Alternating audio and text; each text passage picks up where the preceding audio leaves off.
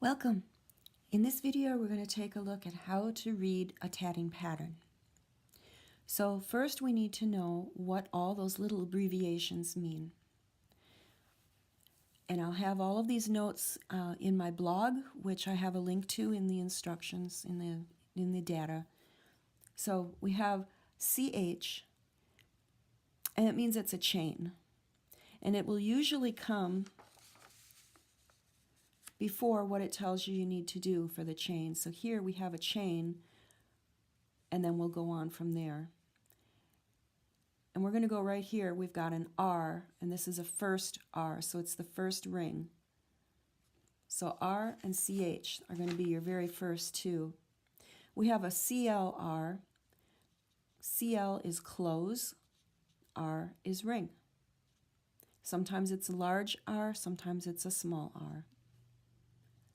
DS means double stitch, and it's also called a lark's head knot, but you're always going to see double stitch. J is a join in picots. K is an overhand knot. A P is a picot. Again, capital R or small r is ring. A lot of times you're going to see a big R where they want a large ring, and a small r where it's going to be a small ring. RW, reverse work. Turn, these are the same thing. Turn or reverse work.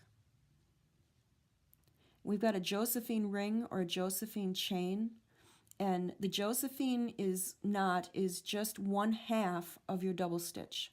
It can be either half, and it's just repeated over and over and over. And what it will do is it will create this beautiful little spiral in your stitches. It's very, very pretty. There's a great resource online. It's abctattingpatterns.com, and they've got all of the abbreviations out there and descriptions of what they mean. So that's a great place to go if you need more help.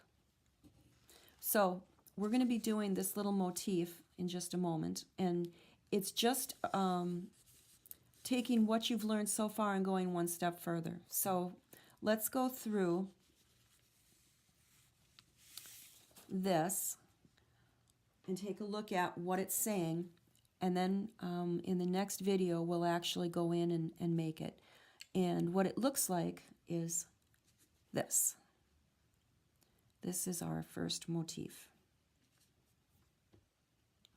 So we have our first ring, and it's made up of 3 double stitches, then a picot, then 3 double stitches, then a large picot, 3 double stitches, a picot, 3 double stitches, then you're going to close your ring, do your overhand knot, and while you're doing the overhand knot, you're going to be reversing your work. Then we're going to go to our first chain, and the chain is 4 double stitches, a picot, 4 double stitches, then you'll close your chain, make your knot, and as you're making your knot, you'll be reversing your work.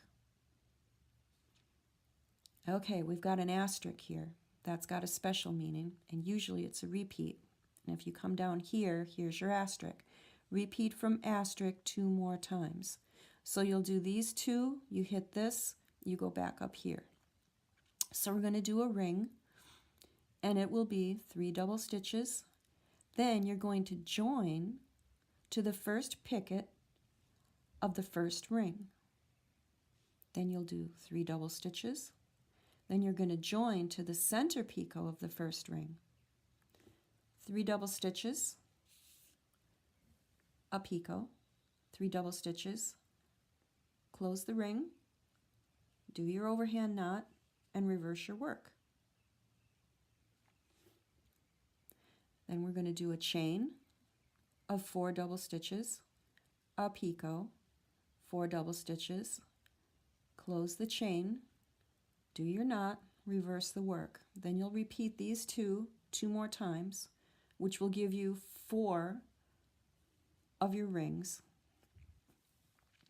And then your last ring is just where you connect everything together. So it'll be 3 double stitches, join to the first picot of the first ring, 3 double stitches, join to the center picot of the first ring, 3 double stitches, join to the last picot of the first ring, 3 double stitches, close your ring, do your knot, which will reverse your work, and do the final chain. Now when you finish, you're going to pull the needle through the base between the first ring and chain.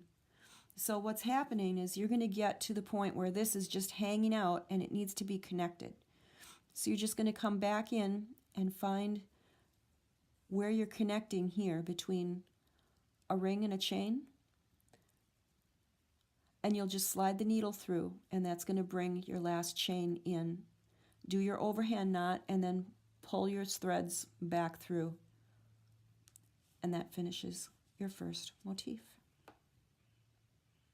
Sometimes you're going to see a drawing instead of words. Sometimes you'll see both, and I'll do a little drawing here and we'll show you that in just a second. Here's a diagram of that same pattern. This is our first ring here. We have 3 double stitches, a picot, 3 double stitches. This is the large picot, which is actually going to get joined to all of the others. Then there's another 3 double stitches, a picot, 3 double stitches. Then there's a chain of 4 with a picot and another chain of 4. And all of your other rings will be the same, so once you've established the pattern, you're all set to go. So you're going to join here, and then this will be a join to the picot coming from this one. Here's another picot here. You come in, chain, 3 double stitches, join, 3 double stitches, join, 3 double stitches, picot, 3 double stitches, chain of 4, picot, 4, and so on, all the way around. And here's what it's going to look like at the end. So that's how to go about reading the tatting patterns. Next, we'll actually do the final little loop up, the final connections on one of these, because you've done all the rest of it. So you just need to see the final, and it's very, very easy. See you in the next video.